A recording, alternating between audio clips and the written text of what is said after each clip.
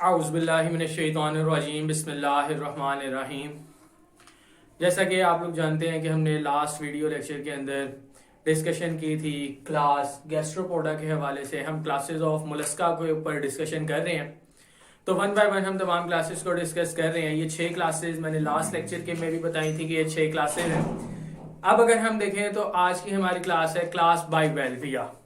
अब class बाइवेल्विया by नाम से जाहिर है कि अगर हम इसमें बात करें तो इसमें बाई का मतलब जो होता है वो होता है टू, और वेल्विया, तो वेल्विया वर्ड निकला है वाल्व से। वाल्व कहते हैं डोर को, और यहां पे अगर हम उसका मीनिंग देखें तो यहां पे उसका मीनिंग बनेगा शेल।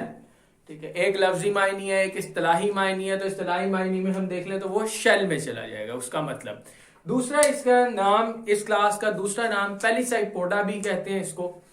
पेलिसाइपोडा से मुराद यह है कि पेलिकाइस ग्रीक का एक लफ्ज है जिसका मतलब होता है हैचेट, जिसको हम कुल्हाड़ी कहते हैं।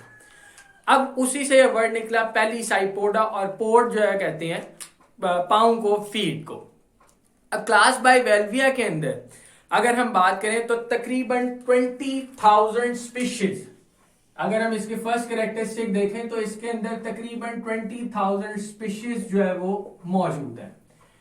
एक बहुत बड़ा फाइलम ये है। अगर इस फाइलम की बात करें तो ये फाइलम तकरीबन मोर देन 50,000 स्पीशीज रखते हैं अपने अंदर, और एक्सटिंक्ट स्पीशीज के हवाले से बात करें तो वो 40,000 मजीद है। इसके अलावा भी 40,000 ऐसी हैं जो कि एक्सटिंक्ट हो चुकी हैं। अब यहां पे अगर हम बात करें तो हमारे पास इसके मजीद कैरेक्टरिस्टिक्स के हवाले से डिस्कशन कर ले तो सेकंड कैरेक्टर है इसकी बाइलेटरल सिमेट्री है।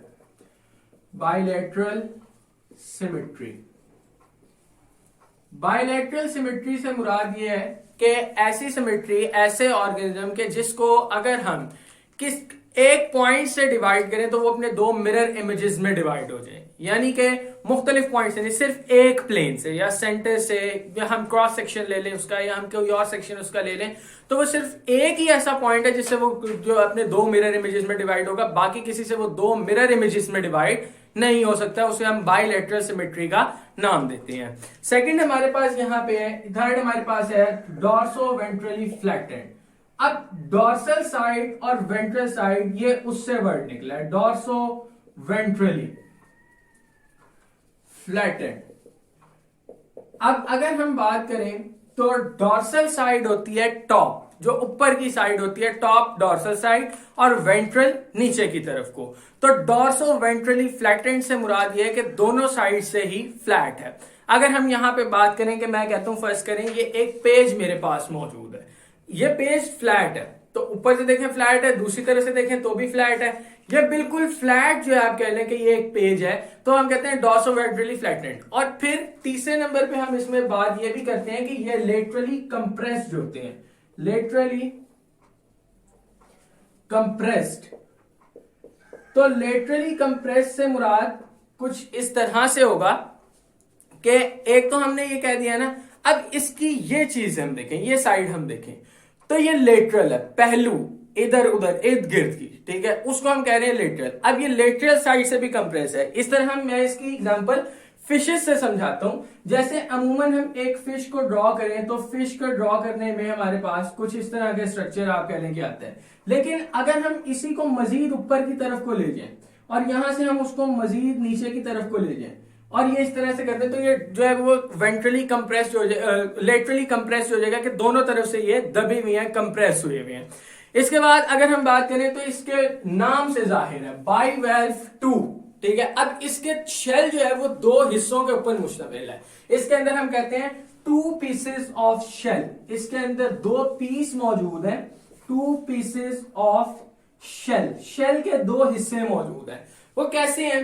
अगर हम कहते हैं कि जैसे एक ऑर्गेनिज्म है तो हम उस ऑर्गेनिज्म में इस तरह से एक वो ड्रॉ कर लेते हैं, ये उसका एक शेल है, ये इस तरह से उसके दरमियान में, और ये उसके दरमियान में एक शेल जो है उसका एक प्रॉपरली बना हुआ है, ठीक है। अब हम इसको ओपन करें, अगर हम इसको देखें तो ये दो अपने हिस्सों के अंदर, यानी कि दो इसके पार्ट्स जो है वो बनेंगे।